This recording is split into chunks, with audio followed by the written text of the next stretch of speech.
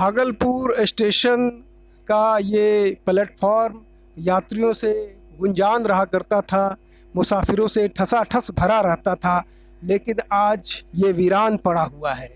एक तो कोविड का दौर जिसमें तमाम एक्सप्रेस पैसेंजर रद्द कर दिया गया था। जब कोविड सामान्य हुआ तो कुछ ट्रेनें को चलाई गई और सामान्य तौर से अब हस्बे मामूल पर ट्रेनों का परिचालन हो रहा था।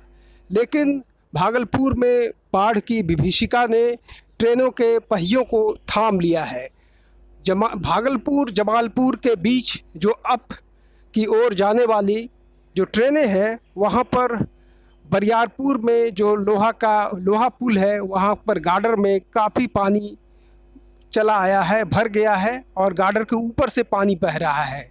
वहीं पूर्व की ओर ममलखा घोगा के पास भागलपुर साहिबगंज रूट पर पानी भरा हुआ है और जिसकी वजह से ट्रेनों का परिचालन रोक दिया गया है और या नहीं तो डाइवर्ट कर दिया गया है। कुछ ट्रेनों को, ज़्यादातर ट्रेनों को रद्द कर दिया गया है या शॉर्ट टर्मिनेशन कर दिया गया है। डाइवर्ट जो ट्रेनें की गई है वो ज़्यादातर बांका मंदार हिल भाया झाझा होते हुए पटना दिल्ली को जा रही है। ज़्यादातर ट्रेनें जो पहले से ही रद्द थी उसे चलाने की कवायद शुरू की गई थी, लेकिन पानी जो बाढ़ की विभीषिका ने ट्रेन को परिचालन को पूरी तरह से ठप कर दिया है। और अभी पानी की स्थिति ये है कि अभी भी पानी का जलस्तर, गंगा का जलस्तर में काफ़ी वृद्धि हो रहा है।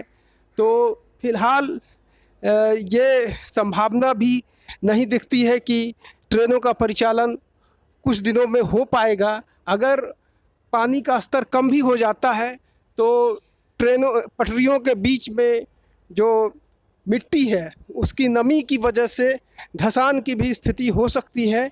ज़्यादा दिनों तक मिट्टी अगर गीली रहेगी तो धंसान की भी स्थिति हो सकती है।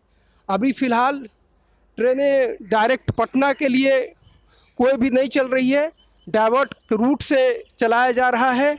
मंदार हिल बांका झाझा होते हुए भागलपुर से एकमात्र जो भागलपुर से खुलती है विक्रमशिला एक्सप्रेस, वो उसे डाइवर्ट करके चलाया जा रहा है। इसी तरह से जो अन्य एक्सप्रेस ट्रेनें हैं उसे भी डाइवर्ट करके चलाया जा रहा है।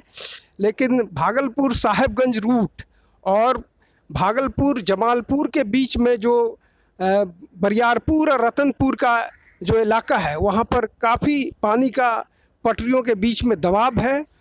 पटरी के ऊपर से पानी बह रहा है और अकबर नगर से लेकर के रतनपुर तक दोनों पटरियों के दोनों किनारे पानी लबालब ठसाठस भरा हुआ है, जिससे ट्रेनों का परिचालन रोक दिया गया है यात्रियों की सुरक्षा को देखते हुए। और ऐसा लगता है कि अभी अनकरीब में ट्रेनों का परिचालन इस खंड पर चलाना अभी थोड़ा मुश्किल है।